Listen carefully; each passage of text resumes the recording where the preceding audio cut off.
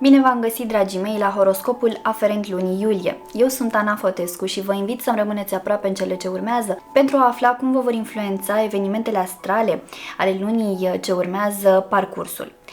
De asemenea, vă invit să urmăriți și videourile aferente semnelor zodiacale în care aveți ascendentul și luna amplasate în harta natală, bineînțeles dacă vă cunoașteți aceste elemente, pentru că în modul acesta veți putea obține o imagine cât mai amplă asupra modului în care parcursul vostru se va desfășura în luna iulie. De asemenea, vreau să vă informez că acesta este un horoscop general, un horoscop informativ. Pentru analize detaliate, pentru analize individuale, vă invit să accesați secțiunea magazin a site-ului meu www.terapieprin-astrologie.ro, unde veți găsi toate serviciile astrologice puse la dispoziție de mine pentru voi. Prin intermediul acestora veți putea descoperi răspunsuri la întrebări existențiale, la întrebări care au legătură cu planul iubirii, cu planul financiar, cu vocația voastră, cu menirea voastră pe acest pământ, cu planul sănătății, al sexualității, dar și cu modul în care interacționați cu cei din jurul vostru. De asemenea, tot prin intermediul astrologiei puteți intra în contact cu detalii legate de karma pe care o aveți sau cu care ați venit în această existență și de toate chestiunile care țin inclusiv de aspectul previzional al vieții voastre. Așadar, dragii mei, mă găsiți și pe rețelele de socializare, Facebook și Instagram cu terapie prin astrologie și dacă nu ați făcut acest lucru deja, vă invit să vă abonați canalului meu și să apăsați clopoțelul pentru a fi notificați ori de câte ori eu postez ceva nou. Haideți să vedem ce v-a pregătit luna iulie.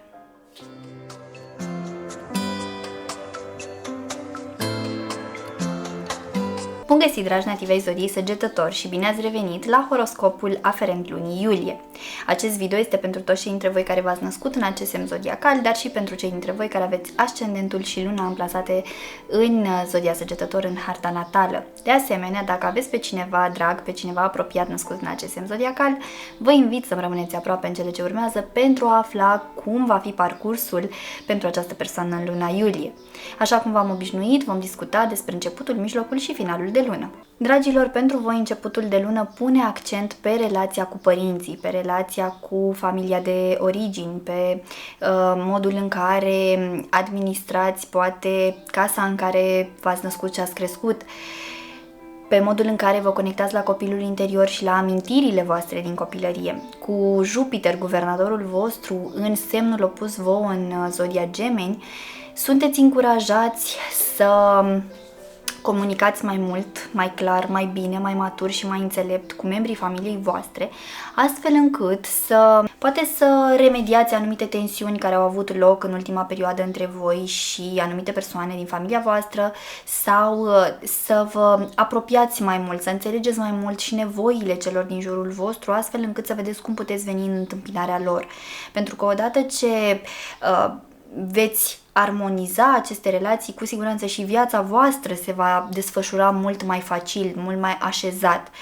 Mai mult decât atât, pentru cei dintre voi care nu aveți încă o familie și vă gândiți la această idee, este un moment bun în care să reflectați la tiparele pe care le-ați preluat din familia de proveniență, ce anume ați integrat atât de profund la nivel subconștient, care acum vă sabotează în relațiile amoroase, ce vă blochează capacitatea de a face față unei relații serioase, ce vă blochează capacitatea poate de a vă asuma anumite responsabilități.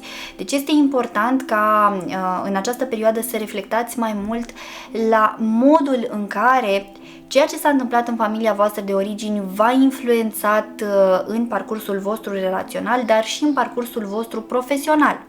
Așa că este o perioadă bună în care pur și simplu să analizați aceste aspecte și să vă gândiți ce îmbunătățiri puteți aduce, astfel încât să fiți mai liniștiți, mai împăcați cu propria persoană, mai autentici și să căpătați maturitatea de care aveți nevoie pentru a vă așeza la casa voastră. Pentru cei dintre voi care deja sunteți în relații serioase sau sunteți căsătoriți și aveți deja familia voastră, ei bine, și aici poate că au existat anumite tensiuni, anumite nemulțumiri. Și este un moment bun în care să înțelegeți mai bine ce anume ați preluat de acasă și cărați practic în relația pe care o aveți voi, iar acest lucru ne mulțumește partenerul de cuplu. Deci este, așa cum am zis, o perioadă bună în care efectiv să conștientizați ceea ce poate fi îmbunătățit.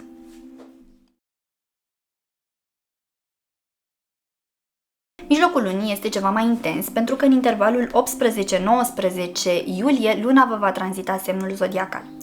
Iar acest lucru vă va face să deveniți puțin mai sensibili, mai emotivi, mai irascibili, dar și mai în contact cu partea voastră de nemulțumire pe care poate ați, să zic așa, ați căpătat-o de pe urma anumitor experiențe.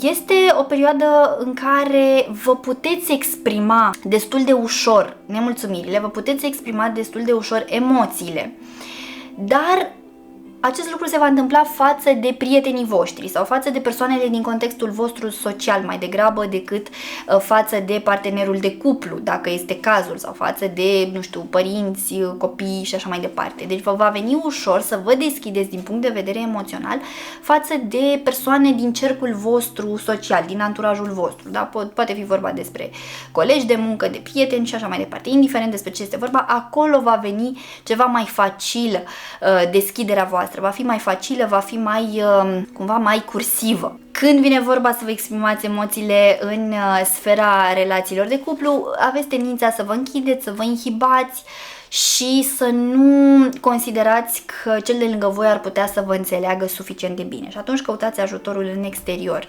Ei bine, puteți face acest lucru pentru un moment, astfel încât să eliberați din încărcătura emoțională, dar pe termen lung, bineînțeles că va trebui să confruntați acele lucruri care vă supără cu partenerul de cuplu. Repet, acolo unde este cazul, unde există relații de cuplu. Pot fi provocate din punct de vedere emoțional segmentul comunicării, al învățării, al socializării, al modului în care interacționați fie cu colegii, fie cu frații, acolo unde este cazul, fie cu vecinii voștri. Poate veți avea tendința să fiți destul de impulsivi, să refuzați din cauza factorului emoțional, să refuzați anumite șanse, anumite oportunități care vin dinspre voi, fie din străinătate, de la niște persoane cu care aveți legătură și se află în străinătate sau la o oarecare distanță fizică de voi. Fie refuzați posibilitatea de a vă dezvolta personal sau de a începe un anumit curs sau de a face o anumită călătorie în direcția asta de dezvoltare personală doar pentru că sunteți nemulțumiți și atunci vă supărați practic, cum s-ar spune, pe tot satul, fără să înțelegeți că de fapt vă răzbunați pe propria persoană, fiindcă riscați să pierdeți niște șanse importante pentru evoluția voastră. Așa că încercați să lăsați puțin orgoliul deoparte, încercați să lăsați deoparte frustrarea sau resentimentele, calmați-vă, măcar în intervalul în care luna vă va tranzita semnul zodiacal. Încercați să stați departe de conflicte sau de persoanele care cumva vă aduc un stres suplimentar. Ca apoi, după ce luna își va termina tranzitul prin semnul vostru zodiacal, să vă căpătați calmitatea și claritatea, astfel încât să reușiți să gestionați lucrurile mult mai bine și să vă luați niște decizii benefice vouă și viitorului vostru, dragii mei.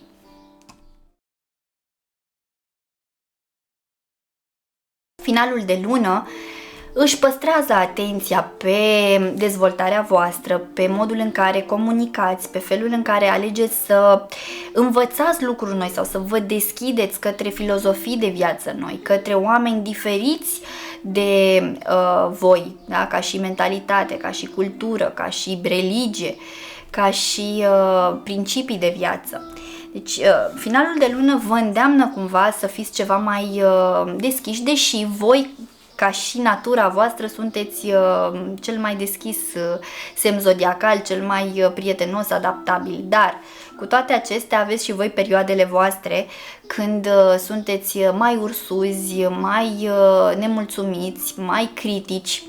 Și practic finalul de lună asta încearcă să vă atragă atenția asupra spiritului vostru critic și asupra perseverenței voastre. Deci puteți să vă ridicați așa câteva întrebări mai profunde, câteva întrebări existențiale de modul cine sunt eu cu adevărat, oare sunt în punctul în care mi-aș dori cu adevărat să fiu în prezent, fac tot ce pot ca să fiu bine și ca să evoluez, cât sunt de deschis către a învăța lucruri noi, către a accepta păreri din exteriorul meu, pentru că aceste păreri, ok, nu trebuie să-mi schimbe mie perspectiva sau să mă schimbe pe mine ca om, dar pot învăța din aceste lucruri.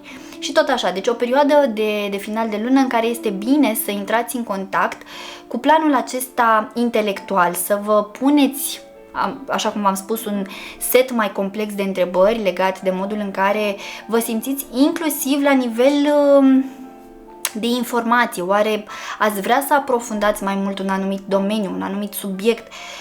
Așa cum v-am spus, o perioadă bună în care să vă înscrieți la anumite cursuri de perfecționare, de dezvoltare personală. Deci încercați să vă păstrați pe această linie și să fiți perseverenți. Adică dacă vă apucați de un lucru, încercați pe cât posibil să-l duceți la bun sfârșit, să nu vă pierdeți interesul imediat și să renunțați, iar apoi să luați de la capăt cu un alt lucru la care să renunțați și tot așa. Pentru că în acest fel doar o să acumulați frustrare, neputință și lucrurile acestea vor săpa în încrederea de sine. Așadar, fiți cu băgare de seamă, dragii mei. Acestea sunt informațiile din punct de vedere astrologic pentru toți cei dintre voi care aveți legătură directă cu energia zodiei Săgetător în luna iulie. Așa cum am obișnuit, am să extrag și câteva mesaje de la cărțile oracol. De această dată am ales oracolul celor 12 arhangheli. Sunt foarte curioasă să văd ce arhanghel sau ce arhanghel doresc să vă călăuzească pe durata lunii iulie. Haideți să vedem. Ok, un card a vrut deja să iasă. Haideți să vedem dacă mai există un mesaj. Bun, aveți 2 mesaje, 3 mesaje aveți. Wow! Primul card este cel cu numărul 32 și vorbește despre justiția divină. Darul Arhanghelului Raguel. Sunt emisarul înțelept al justiției divine. Sunt apărătorul angelic al celor prigoniți, asupriți, nedreptățiți și persecutați. Fac să reapară dreptatea și armonia divină în toate situațiile în care s-a încălcat ordinea dumnezeiască. Ce frumos! Voi și așa sunteți simbolul justiției. Sunteți cei care vin și cumva sar în apărarea celor neajutorați și celor nedreptățiți. Așa că Arhanghelul Raguel sare în apărarea voastră în cazul în care voi sunteți cei nedreptățiți sau cei neprotejați și sare în ajutorul vostru ca să vă ajute, dragii mei. Și sare în ajutorul vostru ca să vă impulsioneze să depășiți cu bine situațiile prin care treceți. Cel de-al doilea card, cel cu numărul 33, vorbește despre triumful spiritual. Da, tot darul Arhanghelului Raguel. Deci Arhanghelul Raguel pentru voi are 2 mesaje, deci a ieșit puternic ca și energie în luna iulie. Puteți să vă adresați lui cu ceea ce aveți nevoie. Veghează asupra celor care în mod necesar sunt încercați de Dumnezeu prin intermediul anumitor teste spirituale. Sunt alături de toți cei care îmi cer ajutorul în momentele de cumpănă. Da? Cereți-i ajutorul, dragii mei, pentru că el nu vă va încălca liberul arbitru să vină cu forța să vă ajute dacă voi nu vreți și nu sunteți deschiși. Iar cel de-al treilea card, wow, cardul cu numărul 53 vorbește despre prosperitate spirituală și materială, dragilor, aveți aici cornul abundenței. Darul Arhanghelului Ariel. Aduc prosperitatea și abundența divină în viața ta. Te ajut să duci la îndeplinire toate proiectele și aspirațiile tale benefice. Superb! Da? Fiți mai încrezători și așa cum am zis, fiți perseverenți. Bun, dragii mei, în speranța că mi-ați rămas aproape până la finalul acestui video, vă mulțumesc și vă invit să apreciați și să distribuiți acest video tuturor celor cărora credeți că le va fi de folos. Vă doresc ca luna iulie să aducă în viețile voastre toate binecuvântările de care aveți nevoie. Vă pup, vă îmbrățișez și pe data viitoare. Pa, pa!